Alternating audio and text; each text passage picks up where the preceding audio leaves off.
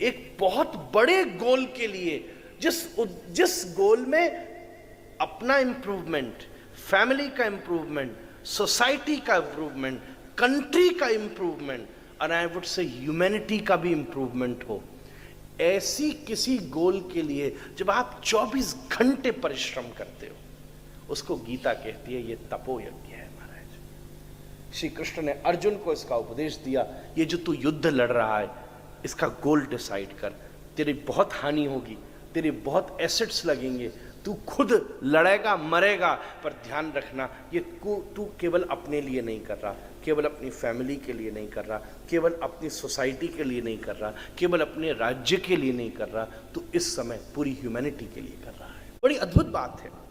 आजकल लोग प्रश्न करते हैं, हाउ कम द्रौपदी ने 5 लोगों से शादी कर ली? What kind of situation is this? ये तो फेमिनिज्म का गला घोट दिया गया। वुमेन एम्पावरमेंट की बातें को लोग करने लग जाते हैं। कभी हम थोड़ा सा एक उपन्यास लिखा गया द्रौपदी के ऊपर, उसमें एक बड़ी अद्भुत बात है, आज मैं आपसे शेयर करना चाहता हूँ। इसको कहते तपो यज्ञ। नॉर्मली अर्जुन द्रौपदी को जीतने से अर्थ है कि उसने तीर मारा। आप उस कथा से परिचित हैं। द्रौपदी ने एक अनुष्ठान किया कि मैं देखता हूं इस दुनिया में सबसे समर्थमान व्यक्ति कौन सा है। परछाई में देख करके मछली की आंख के ऊपर तीर मारना था। बड़ी बड़ी सभा में लोग बैठे थे और वो भी इसलिए किया गया क्योंकि द्रौपदी साधारण नारी नहीं थी, किसी माँ के पेट से पैदा नहीं हुई, उसको याज्ञसेनी कहा जाता है। यज्ञ कुंड से उत्पन्न हुई, साधारण हमारी आपकी जैसी स्त्री नहीं है, एक दिव्य यज्ञोद्भवा है और इसको धारण करने वाला पुरुष भी साधारण नहीं हो सकता। अर्जुन ने द्रौपदी को ग्रहण किया, द्रुपद साथ में आया पीछे पीछे और कहते अर्जुन ने साधारण भाव से कह दी, हम आपने सीरियल में भी उसको देखा होगा, बुआ कुंती ने ध्यान नहीं दिया और कहा मैं आपके लिए एक बड़ा अद्भुत उपहार लाया हूं। उसका कहने का मतलब था जस्ट लाइक वी से ना I have a surprise for you. आजकल कोई यंग लड़का यंग लड़की आके बोले I have a surprise for you, आधा माथा वैसे ही खराब हो जाए, कौन सा सर पर कौन सा प्राइज रख रही है महाराज। साधारण रूप से अर्जुन ने कहा एक उपहार लाया हूं, तो मां ने अपने स्वभाव से कह दिया जो मिला है तुम 5 ने बांटा है, तुम 5 ले लो। यहां तक की घटना आप जानते हैं। युधिष्ठिर ने भी कहा हाँ ये बात सही है आपने जो कह दिया, परंतु द्रौपदी का भी नितांत अधिकार है वो क्या चाहती है। और यहाँ एक उपन्यास लिखा गया, मैं इसको शास्त्र की बात तो नहीं कहूंगा, द्रौपदी पर एक अद्भुत उपन्यास लिखा गया, उस पर एक बड़ी अद्भुत बात छिपी है। द्रौपदी ने बैठ करके विचार किया कि हमें क्या करना चाहिए। उसको तो प्रेम, अर्जुन सच कहूं तो उसको तो प्रेम कृष्ण से था। वो तो उस दिन कृष्ण की प्रतीक्षा कर रही थी, नील कमलों की माला लेकर खड़ी थी दरवाजे पर, मेरे श्याम सुंदर आएंगे मैं गले में माला डाल दूंगी। और वो कृष्ण के ही गले पे डालने वाली थी। उसी समय कृष्ण बोले ये अर्जुन भी मुझ जैसा ही है, इसको डाल दे। बस उसी दिन चूक गई। परमात्मा हर क्षण पर आपकी परीक्षा लेता है और आपके सामने यह अवसर देता है कि मुझे चुनना है कि जगत को चुनना है, विचार कर लेना। श्री कृष्ण से उसका संवाद हुआ। कृष्ण चुपचाप प्रकट हुए द्रौपदी के सामने, हे श्याम सुंदर, हे सखा, अब तुम ही मेरा मार्गदर्शन करो। भगवान ने कहा द्रौपदी तेरे सामने 3-4 परिस्थितियां हैं। पहली परिस्थिति,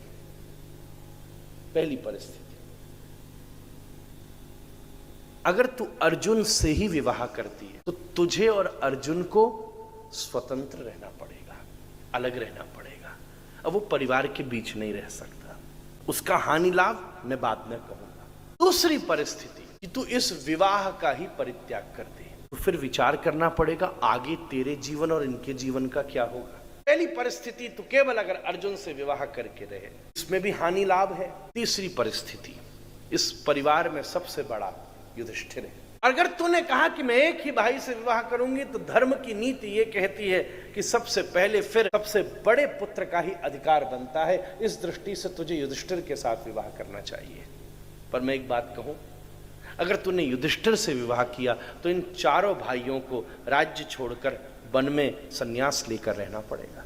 अब वो किसी और से विवाह नहीं कर सकते। और मैं सच बात तुझसे कहूं द्रौपदी, अगर तू युधिष्ठिर के साथ अकेली रही तो ये बात धर्म की आज्ञा है, बड़ा पुत्र है, तू एक का चुनाव करके रह सकती है और 4 को जंगल में जाके संन्यास लेना पड़ेगा। पर उसमें पता है क्या है, दुर्योधन के लिए बहुत आसान होगा इन्हें पराजित करके पूरी आर्यावर्त के सिंहासन पर बैठकर इस पूरे राष्ट्र का शोषण करना।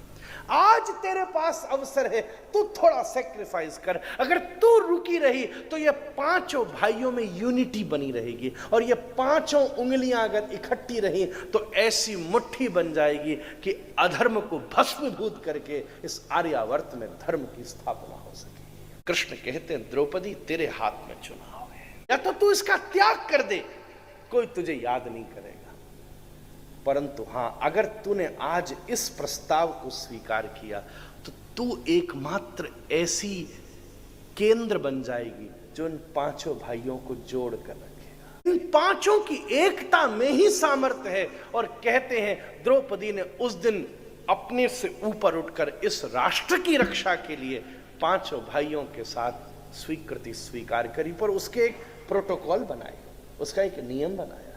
आप महाभारत के भीतर विचार कीजिए, किसका किसके साथ कैसा व्यवहार है, उसका एक नियम बनाया। और अगली बात तो ये भी है, द्रौपदी, मेरे बाबा तो यहां तक कहते भरतिया जी, द्रौपदी परम ब्रह्मचारिणी है। द्रौपदी को कन्या की श्रेणी में रखा जाता है। अहिल्या, द्रौपदी, तारा, कुंती, मंदोदरी तथा पंचकन्या स्मरे नित्यम महापातक नाशनम। द्रौपदी तो कन्या की श्रेणी में आती है। रोज संध्या को श्री कृष्ण का ध्यान करके अकेली बैठ जाती है, और उसके शरीर से 5-5 देवियां प्रकट होकर के पांचों पतियों की सेवा करती हैं। वो साधारण नारी नहीं, याज्ञसेनी है महाराज। पर जीवन में अनेकों बार ऐसा अवसर प्राप्त होता है, इसी को कहते तपो यज्ञ महाराज।